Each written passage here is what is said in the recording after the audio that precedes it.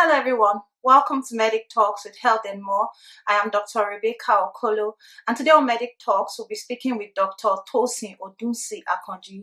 She's an OBGYN resident and a life and career mentor. Today on Medic Talks we'll be talking with her about medicine and residency. You will have a lot of opportunity to ask her your questions regarding your life and your career because she has a lot of experience dealing with some of these issues. So please keep typing in your questions during the course of the discussion. She'll be very open to answering all of them. I'm going to add that to the video now. Please stay with us. Hello. Dr. Singh, thank you for joining us. How are you? I'm good, thank you. Thank you for. Yes. So, if you're just joining us, we're talking with Dr. Tosin Odunsi Akonji. She's an OBGYN resident. Also, she's a career and life mentor. And if you have any question, if you need any motivation regarding your career, please leave your question. We're very happy to answer them. So let's start with Dr. Tosin. Hello, Dr. Tosin. Please tell us some more about you. Okay. Well, I'm happy to be here. I'm glad that everybody's on the line. Like you introduced me, I'm an OBGYN. I'm a fourth-year resident in Connecticut, and I'll just explain my path to how I got here. So I was born in Nigeria, and then my family moved to England when I was 3, and my dad had done his training in Nigeria, but due to looking for more opportunities, he wanted to start residency actually in the same state that I'm in. So we ended up moving to Connecticut when I was 8 years old. So I did most of my schooling in the US, and I went to college in the US, and I did a human biology, health and society major at Cornell University. And the reason why I chose that major was because it wasn't a straight science major. It allowed me to take other courses that were a bit easier to get good grades in. I wasn't the best at chemistry or biology, so that would be one piece of advice when you're taking these courses in college, is to try and get your GPA as high as you can, and that would mean to take easier science courses. So after college, I took a break because I had just gotten married, and I decided to pursue my master's in public health in Philadelphia. So that's how I used my interim time between college and medical school. And then I got accepted to medical school during that time. And of course I said, yes, I'm going to go now. I ended up going to Meharry Medical College in Nashville, Tennessee. But I still wanted to finish my master's in public health. So I took some time between my second and third year to finish that master's. So that pushed my graduation back by 1 year. And then got accepted to residency in Connecticut, where I am now. So I say my path isn't traditional because I didn't go straight through from college to medical school and then to residency and then straight to work. And even during residency, I took some time off for personal reasons. During the end of my first year of residency, unfortunately, my husband passed away. So that was something that I had to navigate and just find the strength to finish this program, because residency is rigorous. So I just thank God that I'm at the end of it now, and yeah. I'm sorry to hear about your husband. I've been following you on social media, and I know you've been very open about how you coped with the loss. So what advice would you give anyone that's lost someone, maybe their father, mother, or any other close relative? So one of the things that I had to learn that it was very hard for me is that I had to ask for help and just delegate tasks to people, because in the grieving process, you're not really yourself. So you need to ask for help and take as much time as you can to grieve. And I was very fortunate that my program allowed me to do that. And I know that in the Nigerian culture, we say, oh, pray about it and go to church. But I also encourage people, if they need to speak to a grief counselor, to also do that. And also do healthy habits. So I got very big into exercising and taking care of myself and just taking care of my overall mental health during that time.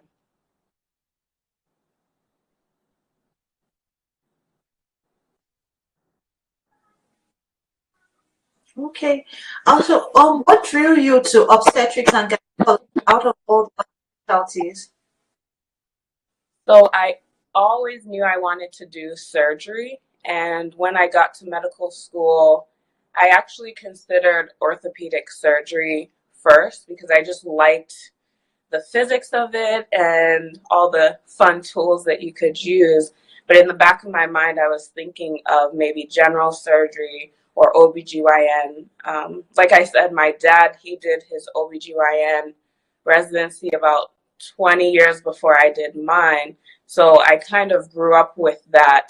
And it wasn't until my third year rotations, I just fell in love with OBGYN, and I thought that was kind of a coincidence. And what I loved about OBGYN is that I like to I like healthy patients and I like instant gratification. So most of my patients, at least on the OB side, they're young, they're healthy, they don't have too many comorbidities.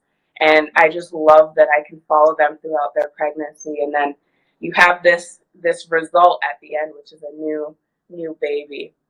And then in terms of the GYN side, I absolutely love operating. I love the surgical aspect of this field.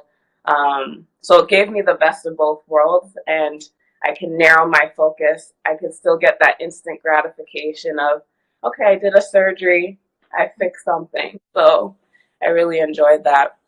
And I feel like a lot of women, they come to the OBGYN and that is their primary doctor. So we still are that gatekeeper to making sure that they go follow up for any conditions that they have, which is great. And we see them from when they're young adults all the way to 90 years old, which is great.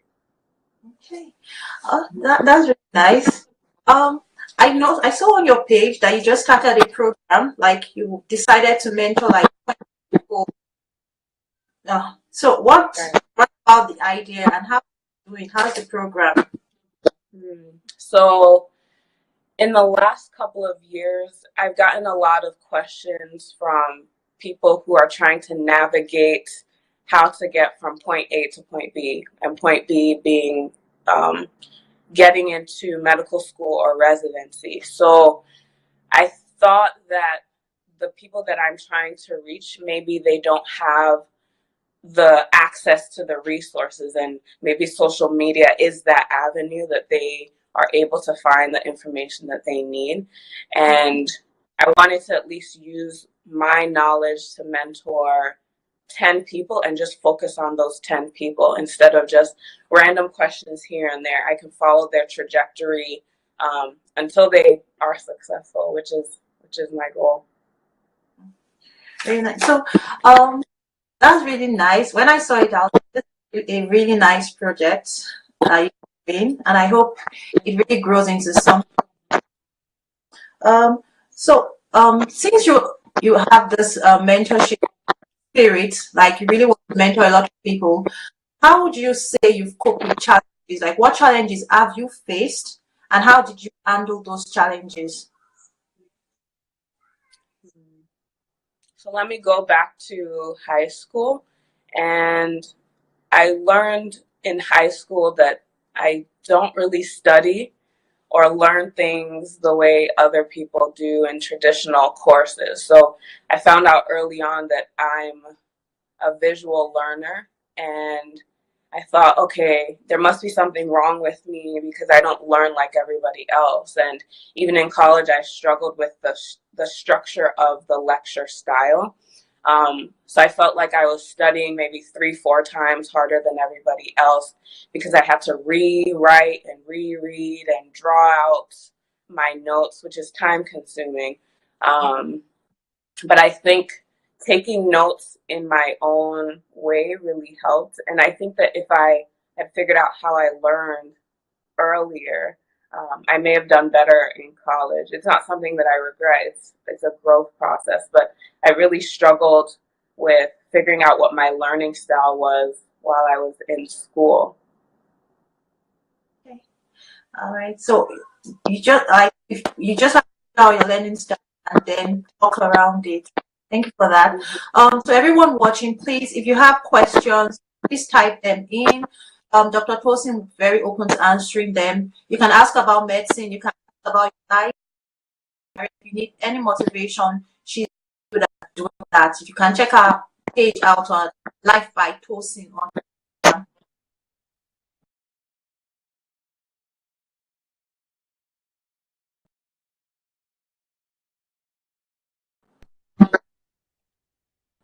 from Madaki Adang. What is the duration of OBGYN residency? So here in the US, the duration is 4 years, and that's because it's a surgical specialty. So OBGYN is 4 years, general surgery would be about 5 or 6 years. So the non-surgical specialties would be less than 4 years. Okay. All right, Madaki, I think that question. If anyone else has any question, please in. So, Dr. Tosin, what makes you most proud, like through your career, through your life? What has been your proudest moment? Mhm. Yeah, I think I've grown so much in the last 2.5 years, just figuring out that I have a determination to win and a determination to be a better version of myself today than I was yesterday. And just rediscovering that passion that I had before my husband passed away, that I want to mentor and motivate other people and just let them know that they can do it, and maybe they just need the tools to do it. So the proudest moment that I have, and I just received my USMLE board score this past week, and there was a lot of struggle in retaking that exam, which I have a history of taking these board exams. And I'm just proud that I never have given up. I never decided to leave medicine, even though I wanted to several times. And I'm just proud of that quiet determination. It's not like I went around saying, oh, I'm going to win at this. It's just putting my face to my books each time, even though I was disappointed, and continuing to go on. Okay. Something about USA colleges available. I didn't get the question. Do you understand it? No, it cut out. All right. Vivian, maybe you should type in the question in a clearer format. So, Oh, something about USMLE colleges available for Indians. I don't understand. Hmm.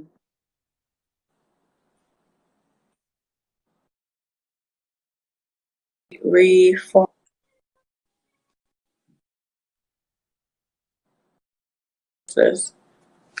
Oh, so like maybe a review course, board exam. So the one that I used, let's see, a long time ago. So our medical school gave us access to the Kaplan um, course for USMLE Step 1, and I used them again for Step 2.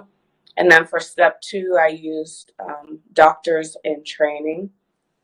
And for Step 3, I used, and I can type it inside. It's called Elite Medical. It gives one-on-one tutoring, and we met 3 hours a week and went through test-taking skills. That course, I actually think that was the course that was most impressive. That's the one that I just used for my Step 3 exam. And I think figuring out what the exam writers are asking, that's the key. It's not about it's about working hard, but that's not the main thing. You have to be able to get into the mind of those examiners. And I think the personal tutor, the elite medical prep, that was what I needed. So I'll type it in there for Okay. you guys. All right. So, what is the best piece of advice you ever received, and what advice would you give other?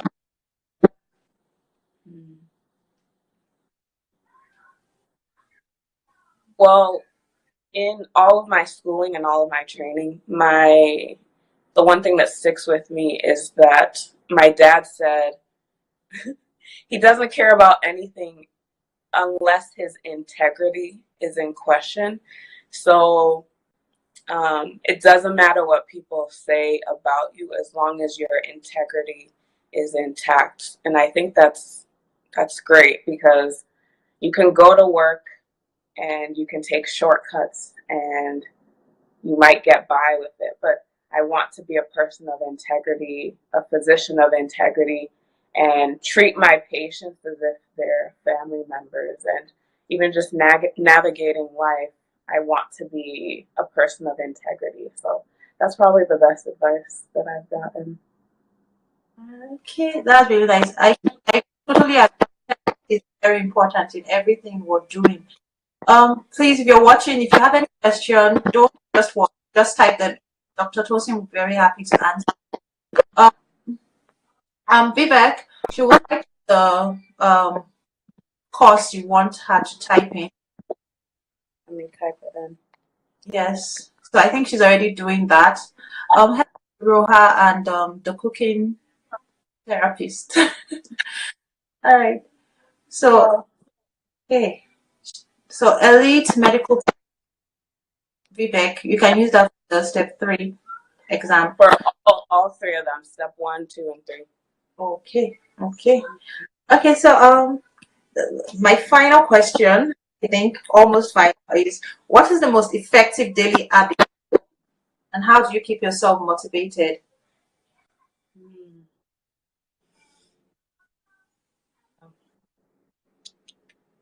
Well, I think I'm a type of person that will make a 5-page to-do list and then never finish any of the things. So this year I started coming up with 3 tasks for the day that hit on different areas of my life. So whether that's physical, emotional, spiritual well-being, or connecting with somebody, I can't do everything in one day. So I just pick 2 or 3 goals that I have for myself each day.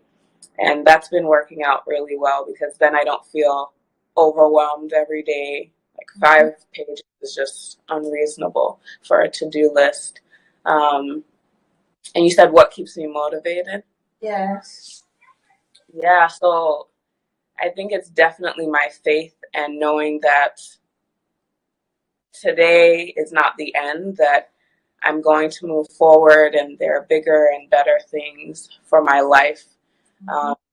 That I do have an impact in my sphere of influence, even if it's small. So each day I'm just listening to what God has to tell me and going in that direction. I think the biggest strength that I have now is that I don't feel like I need to fit some sort of mold. I'm just finding my own voice and going with that. So that's that's what's keeping me motivated and gives me joy every day. That's nice. Okay, thank you so much, Dr. Toast. If anyone has a question, we're about to say goodbye. I don't see any more questions. Well, thank you so much for having me. Thank you very much, Dr. Toast. Take care of yourself. And Thank bye. you. All right, goodbye. Bye. So everyone, thanks for joining us. There's a What are ways that non-traditional students become more competitive, especially for those who are over 30 and have been out of undergraduate for a while? That's a really good question. I think Well, you have to be current with the exam, so you probably have to take the prerequisites to getting into medical school. And there are several post-baccalaureate programs that offer those courses. So general chemistry, organic chemistry, biology, physics, and they'll prepare you for the MCAT exam. And then once you go to those post-baccalaureate programs, some of them have a partnership with the medical school, and they do automatic acceptance. And then other programs, they may not. So finding a post-baccalaureate program that can allow you to take those prerequisites is important. And then also being able to explain what you've been doing since undergraduate, and just making sure that your time is being used wisely. Maybe shadowing some physicians so that you have an idea of if you want to invest this time, because medical school is 4 years, residency is anywhere from 3 to 6 years. So that's such a huge investment, and then the financial cost of it. So I'm not saying it's impossible. It's just these are realistic things that you have to weigh: the financial cost, the time, the energy, and if it's worth it to you. And then there's another question: how do I study? That's kind of a joke because I kind of don't. Just kidding. Yeah, so I think before residency, I thought I have to study everything. I have to read this book from cover to cover. But that's actually not true. The most learning that I get is when I'm at work and in the moment, and that helps things to stick. It's hard when you're in medical school because you don't have patience, but now every day I have to leave work having learned something, one or two things. So if there's a patient that's more complicated, I'll read about it while I'm at work. I don't like bringing work home, so that's when I do most of my studying. I'm very big on tutors after this elite medical prep, and I'm not advertising for them. I'm not getting paid or anything, but I just think having somebody who has mastered the exam and has gotten into the mind of the examiner is just, it's been a blessing to me. So I'll probably do the same thing for my OBGYN board exams, some sort of review course that gives me that one-on-one teaching. And then somebody asked where I'm from. Originally from Nigeria, born in Ijebu. Yeah. Yes. Okay. I think some people are just joining and are still interested in asking questions. Coco, you didn't really state if you're a medical student or you just didn't study medicine at all. But I think she answered your question well. So I think that those are all the questions. You've answered all my questions. Um, what question do I think people might want to ask when they watch the video later? Now, for those, I'm taking taking a clue from Coco. For medical graduates that have finished and that several past the 5-year limit for the board exam, how do you think they can become competitive too? So somebody who, what's the 5-year limit? I'm not too sure. Yeah, because what we understand is if you try to get into residency in the United States, there's this 5-year limit. Within 5 years of graduation, you should have been done with your exams, applied for the residency, you have better chances. Now, what about the medical graduates that have already over 5 years past the limit and they still want to get into residency? What do you think are their chances, and how can they better those chances? I'm not too sure, but I think they would have to talk to somebody who has gone through the process. I'm not too familiar with the IMG path, and I know that it's challenging, and I mean, a lot of what we do in medicine is not fair. Even the math process, where we're not guaranteed a job after going to school for 4 years. I think that's ridiculous. But I think finding a mentor and somebody who's gone through the process is very important. I actually don't know anybody who's been 5 years out. They usually change their mind and pick something else to do, but that's not to say that it's impossible. But I think that that's such a small group of people. The biggest resource would be somebody who's already done it and succeeded. Okay. Grace is really my name. Wants to know, why did you decide on OBGYN? Okay. So like I said before, I knew I wanted to do a surgical specialty, and it wasn't until my third year rotations that I felt like OBGYN, this is my home. I have healthy patients, but I can also operate. And if I decide to just do OB or just GYN, I could do that later on in life, because there are a lot of people who maybe they don't like the OB part and they just want to do the surgical part. So they decide to switch to just that. And there are a lot of options for fellowship. But the biggest thing was I get to follow women as they go through life, the different phases of life. So from very young, and then they have babies, and then their health maintenance up until when they're very old. So that's enjoyable to me. And then sometimes bring their daughters, which is great. And I like that they remember so there was one patient or several patients, they'll remember me as an intern, which was years ago. And I've delivered hundreds of babies, and then they'll come for their second child, which is nice. Or they'll bring their daughter, which is interesting. Okay, thank you so much, Dr. Tosin, for joining us, and to everyone that watched the program, thank you very much. We hope to see you next time, and don't forget, always be brave to start a conversation that matters. Take care of yourself. Thank you, Dr. Tosin. Oh.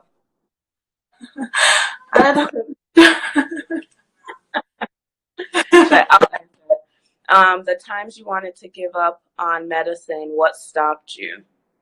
What stopped me from giving up? So I'm very close with my family, and they always reminded me that I wanted to do this for a long time, and also just having that support system. My family's not in my immediate surroundings, so having people who care about me, who can push me. But I think it ultimately comes from within, like deciding that I'm not going to stop. And unless the door is actually shut, and if I can't tear it down, then that's when I'm going to give up. Because there is a call on my life, and I feel like I can't ignore that. So if I were to give up, I just feel like I would be disappointing myself for not at least giving it everything that I have. So yeah, just telling myself, hey, it's going to be worth it, and it's fine. I like that part. You have to push, and you try and tear down the door. So you have to explore all your options. I really, really like that. Right. I think that's going to be my new quote. Like, push, and if you can't push, tear down the door. If you can't tear that door, then you can consider giving up. That's nice. Thank you, Dot Life. Okay. Thank you so much, Dr. Tosin. I know many people might still want to ask questions, but they're not here right now. So thank you so much. And I hope people watch and get inspired. All right. Yeah. So if you, Dr. Tosin has a mentorship program, maybe you should reach out to her and find out if the slot is filled or is at Life Tosin. So if you're thinking of exploring your career, taking it to another level, you should reach out. She's going to really inspire and mentor you. Thank you so much, Dr. Tosin. Bye. Thanks. Bye.